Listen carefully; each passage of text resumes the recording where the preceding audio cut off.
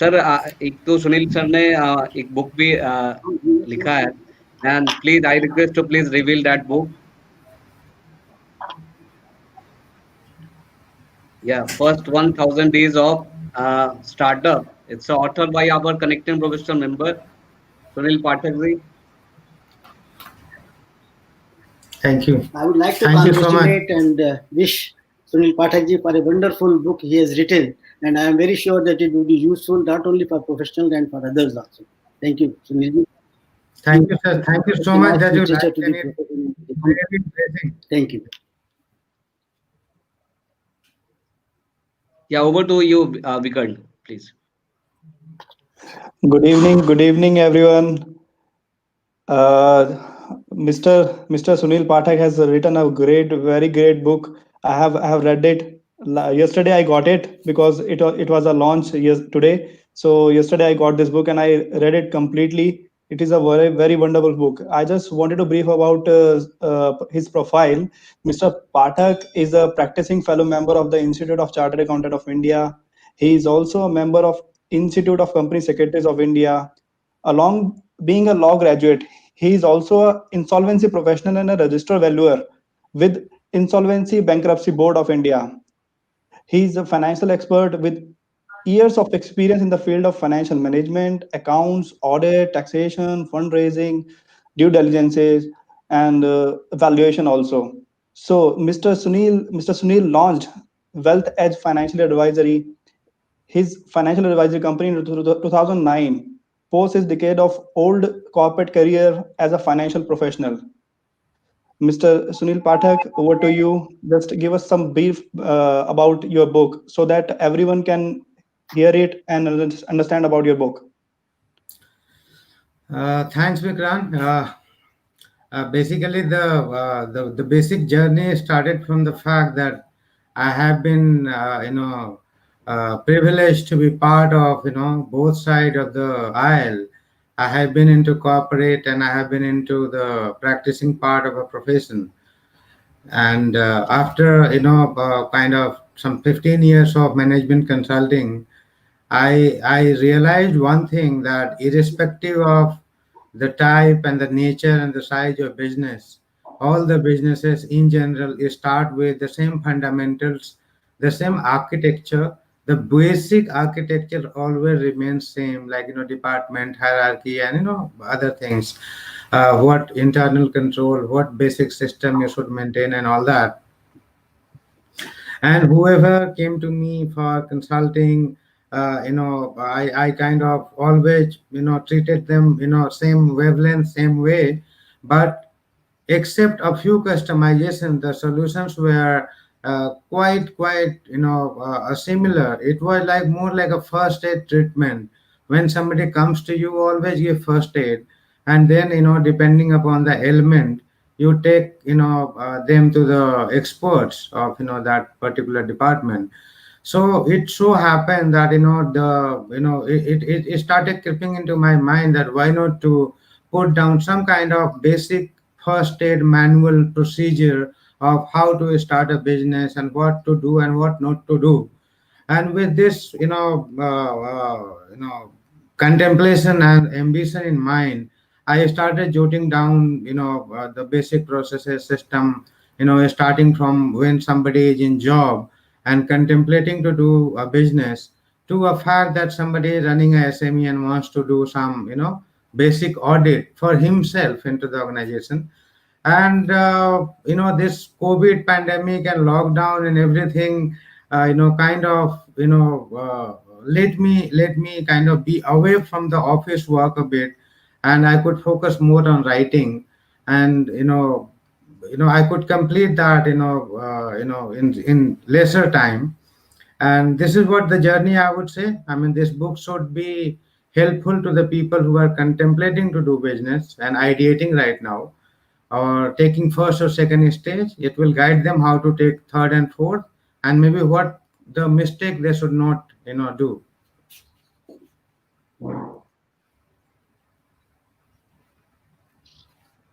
Thank you so much Sunil ji. Sunil ji, आप register valuer हैं, insolvency professional है, चार्टर्ड अकाउंटेंट हैं, कंपनी सेक्रेटरी. आपने LLB भी कर रखा है ड्यू से. आपकी जर्नी मैंने देखा है, मतलब सीए भी बने, सीएसपी, फिर आप कॉर्पोरेट में बहुत बड़े लेवल पे सीएफए, सीएफओ आप बहुत कम एज में थे, मेरे को लगता है अंडर 30 जब एज था आपका तो आप सीएफओ लेवल पे थे। बहुत हाईएस्ट पोस्ट पे आप जाकर बहुत मतलब 2006 और 7 मेरे को जहाँ तक ध्यान है मिला जी था। आज ऑलमोस्ट 20 इयर्स हो गए आपको।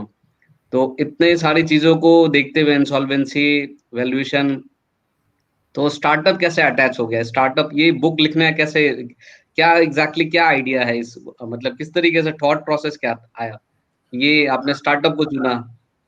Santosh, as I told you, like, India, I always count, our country. If you compare the global data and the Indian data, be it the fund house, be it the idea, be it the unicorns, we are kind of number one. Okay. So maybe due to our population or something, but we are signing on in the world as far as a startup to unicorn journey goes. And so I would say, it's a trend right now that, people wants to do something different. They don't want to live in a old, system of being employed by a big company. They themselves want to become a businessman and entrepreneur and employ people. And whenever people comes to me with this mindset, I really appreciate and salute them, because I find this a real nation building. In my mind, paying the taxes on your salary is not a real tax, nation building, but making your business to grow and making it big is a nation building. Of course, yes. And this is how it got really attached to my heart.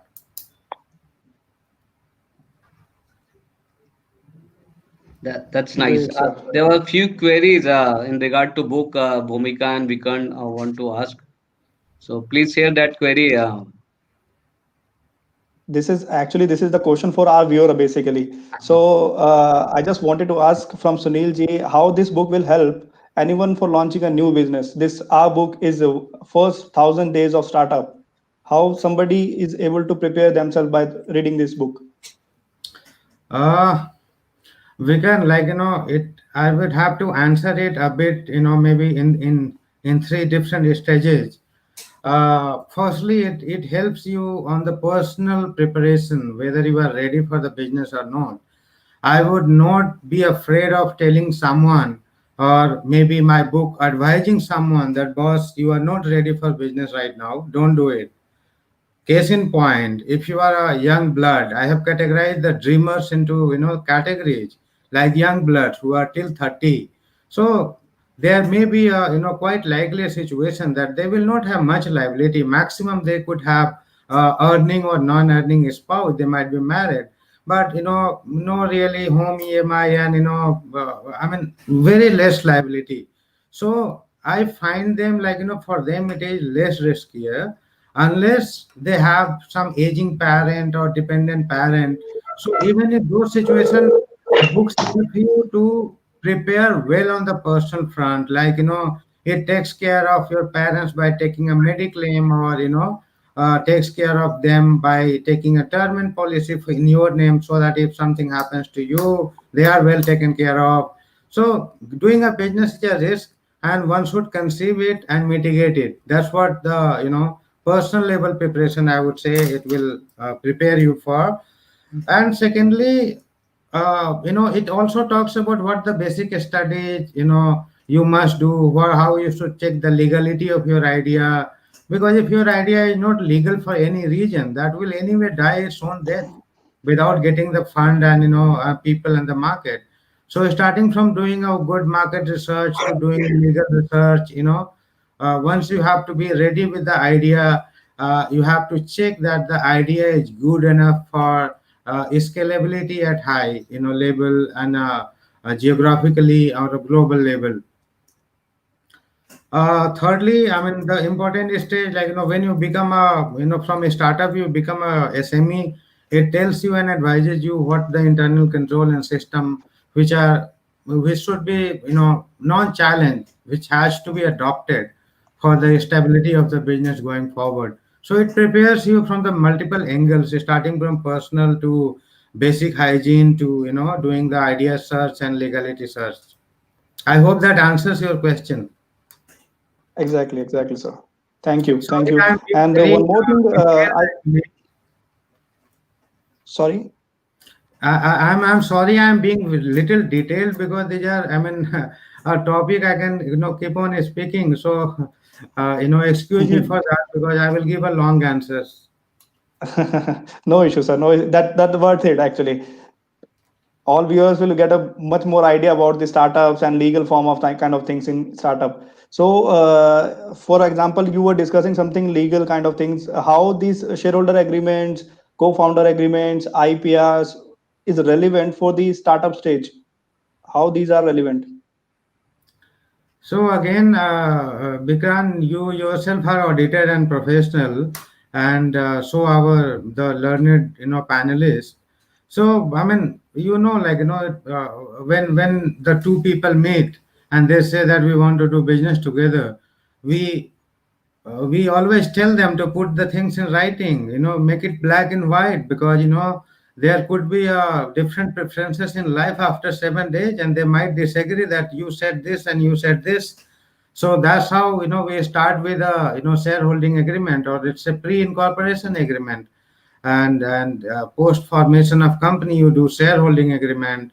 Then probably if somebody joins you as a co-founder or something, you sign share purchase agreement, or share subscription agreement. So all these stages, this agreement you mentioned, are on the basis of the stage of the business and the people who are joining the business. That really defines the legal relation of those people with business and the persons, among the person who are involved. And if you ask me the IPS and all, these are the, even Mano would agree in his, in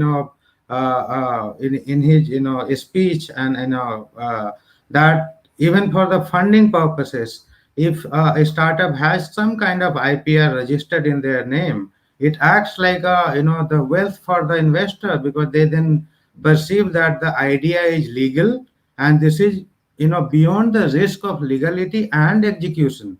So IPR registration definitely helps you to pass a stage.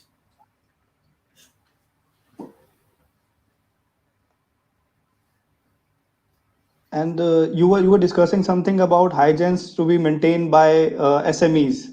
So, what kind of hygienes any So SME should maintain?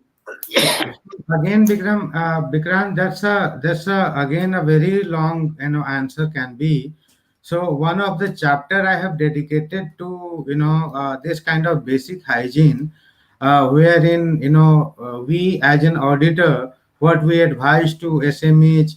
That's a maybe something like a again manual, or the checkpoints, which an entrepreneur or even an auditor should keep in mind, because these are the basic question a client asks from we auditor, or we third party experts, that are these department working in the right parameters or not.